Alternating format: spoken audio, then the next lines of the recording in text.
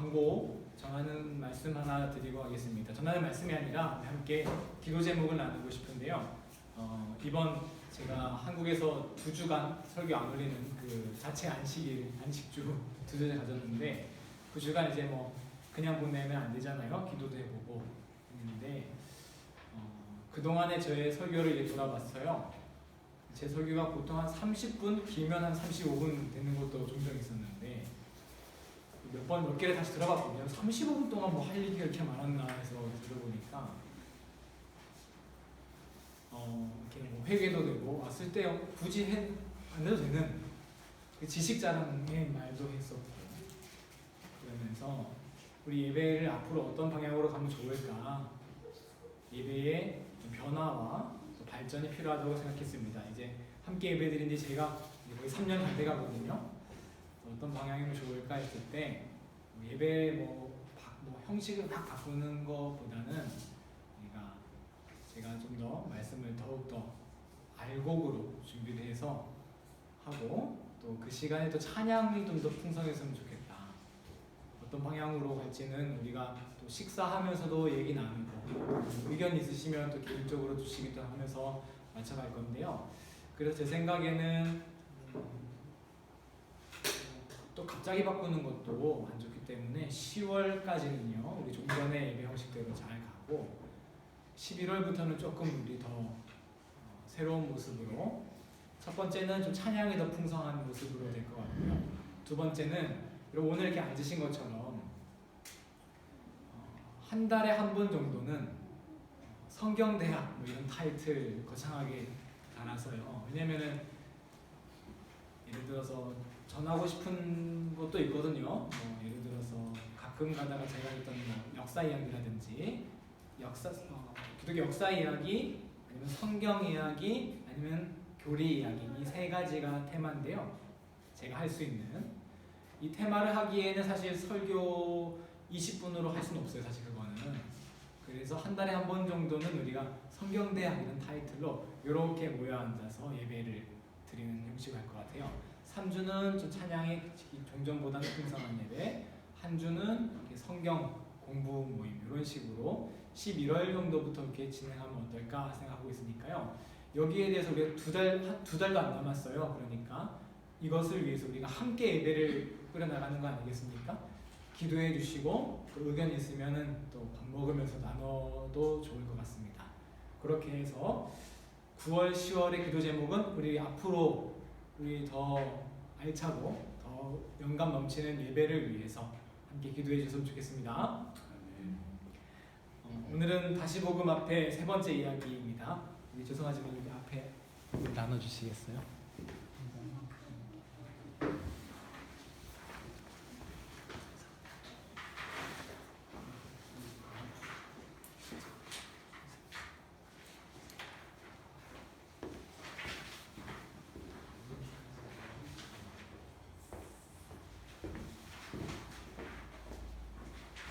다 됩니까? 숫자가?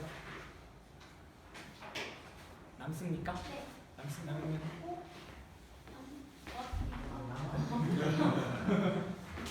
네.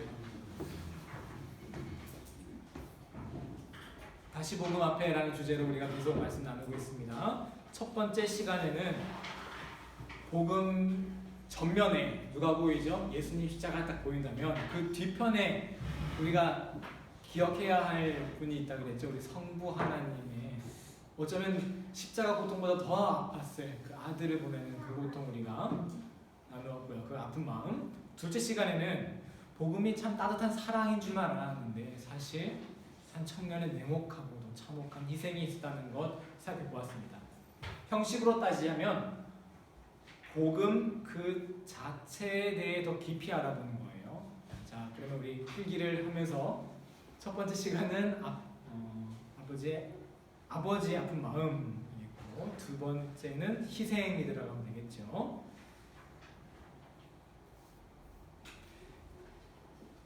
형식으로 따지자면 그 복음 자체에 대해서 우리가 한번 더 살펴보는 거예요. 복음 앞에 서서 그 복음 자체에 대해서요. 하지만 복음 앞에 선다는 것은요, 복음 그 자체에 대해 알아가겠다는 뜻 말고 또 다른 뜻이 있습니다. 바로 오늘 세 번째 주제인데요.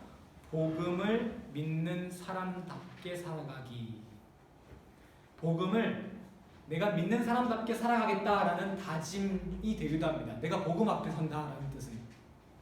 여러분 코람데오라는 단어 잘 아시지요? 하나님 앞에, 하나님 면 전에서 이런 뜻입니다. 우리는 사람 앞에서 살아가기 쉽습니다. 누군가에게 잘 보이려고 하고 때로는 무서워서 눈치 보면서 내 행동과 삶의 양식이 결정이 되죠.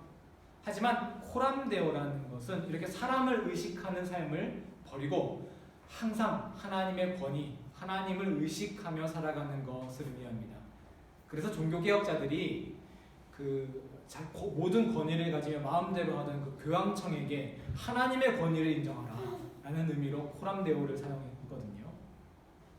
같은 의미로 코람데오, 복음 앞에 선다라는 것은 복음을 믿는 사람의 모습에 합당하게 살아가는 것을 의미하는 것 아니겠습니까?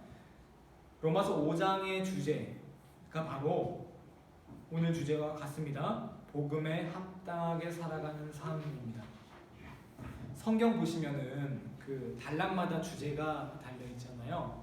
혹시 성경 갖고 계신 분 중에 5장의 주제가 뭐로 달려 있는지 한번 찾으시면 읽어주시겠습니까?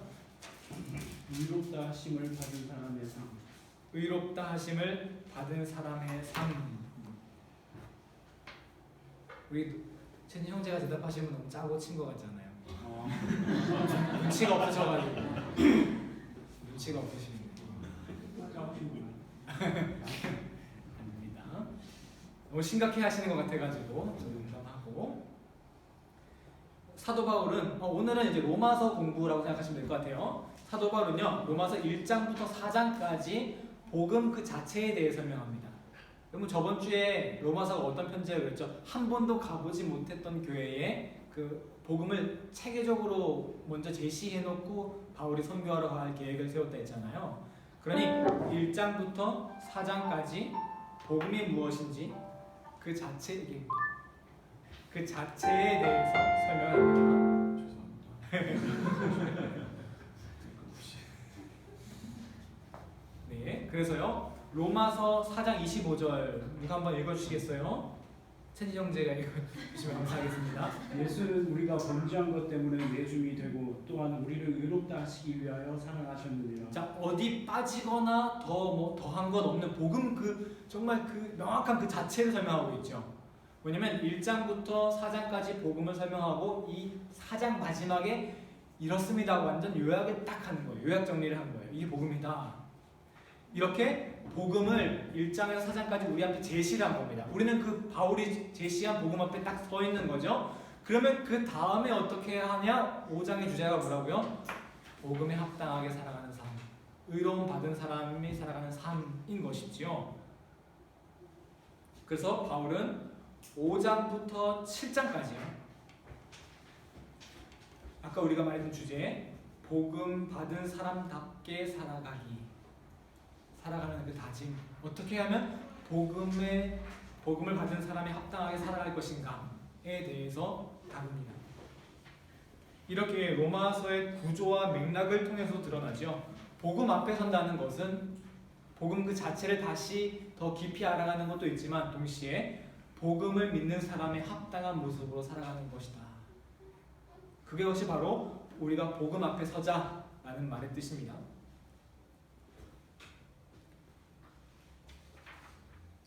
그런데 그럼 우리가 복음을 믿는 사람답게 살아가는 게 어떤 모양인지, 어떤 삶인지 이걸 알아야 되겠죠? 우리가 스스로 생각해 볼 수도 있을 거예요. 이렇게 살아가고 저렇게 살아가는 것이다. 하지만 우리가 성경의 권위를 인정해야 한다는 것은 우리가 이렇게 먼저 생각하기 전에 성경이 뭐라고 말씀하고 있는지를 먼저 보는 거죠. 사도 바울이 5장부터 7장에 이렇게 살아가는 것이다 라고 얘기하고 있거든요. 요약하자면 이겁니다. 육신의 법이 아니라, 육신의 정욕이 아니라 하나님의 뜻, 하나님의 법을 따르라. 약간 김 빠질 정도로 단순하죠. 우리가 이걸 몰라서 못하는 게 아니잖아요. 다 알지만 우리가 결국 육신 안에 살아가는데 어떻게 그런 걸 무시하고 살아가겠습니까?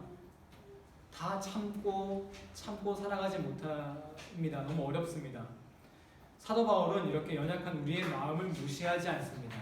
아니 오히려 자기 자신도 다를 바 없다고, 나도 육신에 넘어진다고 고백을 해요. 로마서 7장 24절에서 25절, 24절만 한번 읽어주시겠습니까? 24절. 오호라 나는 곤고한 사람이로다. 이 사망의 몸에서 누가 나를 건져내리까. 그리고 그 다음 이렇게 말하죠. 내 자신이 마음으로는 하나님의 법을, 육신으로는 죄의 법을 숨기노라. 무슨 말입니까?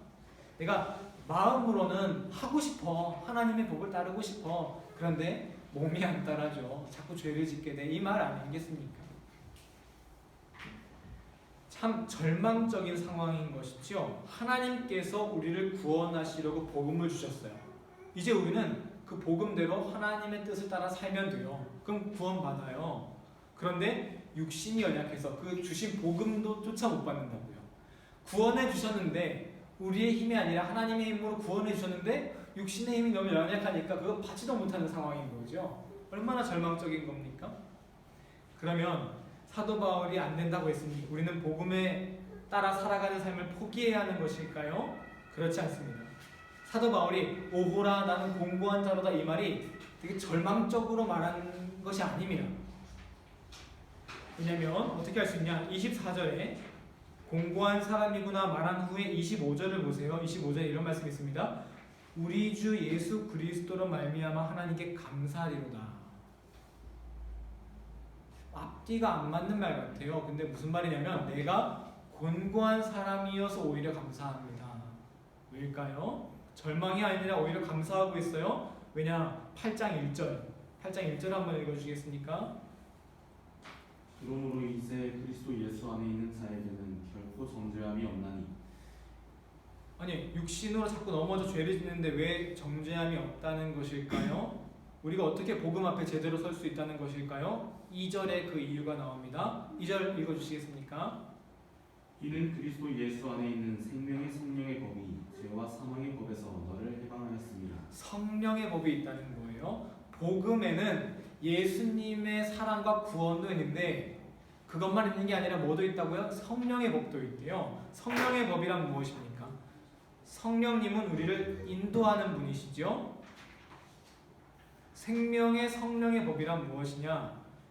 육신의 연약함으로 자꾸 죄에 치우치는 우리를 하나님께로 인도하도록 계속 도우시는 것, 우리를 죄에 빠지지 않고 하나님의 뜻대로 살아가도록 돕는 법, 인도하시는 것, 그것이 바로 성령님의 법인 것이죠. 그래서 11절에 함께 읽어볼까요? 11절은 시작. 예수를 죽은 자 가운데서 살리신 이의 영이 너희 안에 거하시면 그리스도 예수를 죽은 자 가운데서 살리신 이가 너희 안에 거하시는 그의 영으로 말미암아 너희 죽을 몸도 살리시리라. 말이 조금 복잡하지만 성령이 우리 안에 계시면 그 성령님이 우리를 도우시기 때문에 우리가 육신이 아니라 하나님을 따라 살 수 있다는 것입니다. 정리하면요, 결국 우리의 힘으로는, 우리 스스로의 힘으로는 복음 앞에 제대로 설 수 없습니다. 하지만 이게 절망할 게 아니라는 거예요. 오히려 이게 감사하다는 거예요. 왜? 복음 앞에 서는 게 우리 힘으로 하지 않아도 되는 거니까. 왜? 복음 안에는 성령의 생명의 성령의 법이 있어서 성령님이 우리를 도우심으로 복음 앞에 설 수 있다는 것입니다. 달리 표현하면 이렇습니다.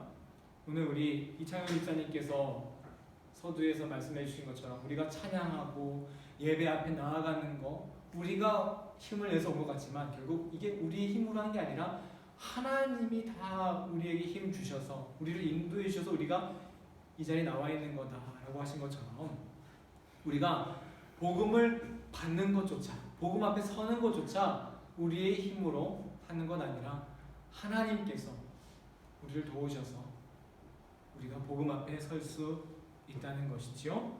성령님의 도우심으로 그것이 가능하다는 것입니다. 그래서 8장 3절 그 유명한 말씀이 바로 그 뜻인 것이죠. 읽어보겠습니다. 8절 3절 함께 시작.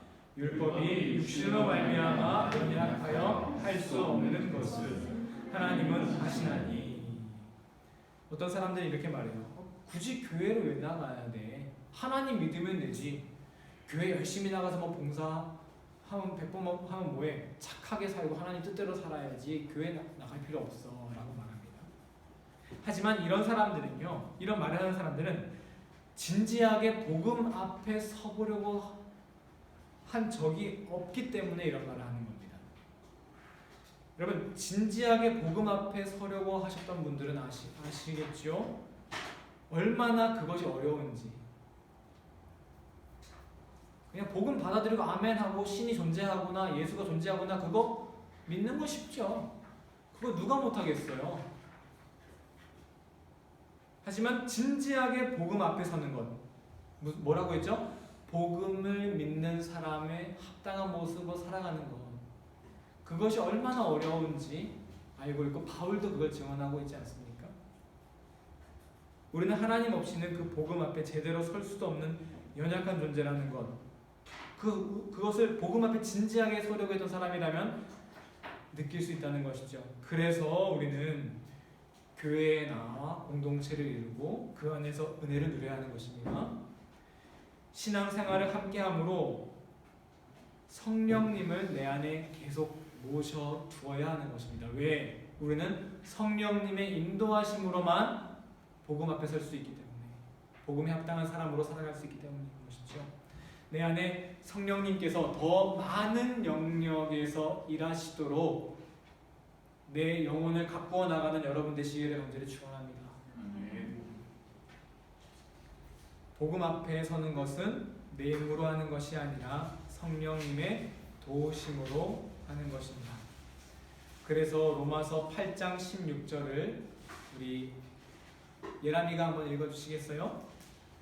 성령님 친히 우리의 영과 더불어 우리가 하나님의 자녀인 것을 증언하시나니. 우리가 하나님의 자녀인 것을 누가 증언해 주신대요? 성령님이. 우리가 최후의 심판에 너 하나님 자녀냐 아니냐 증언을 해야 되는데, 그 사실을 우리 스스로 증언하지 않는다는 거예요.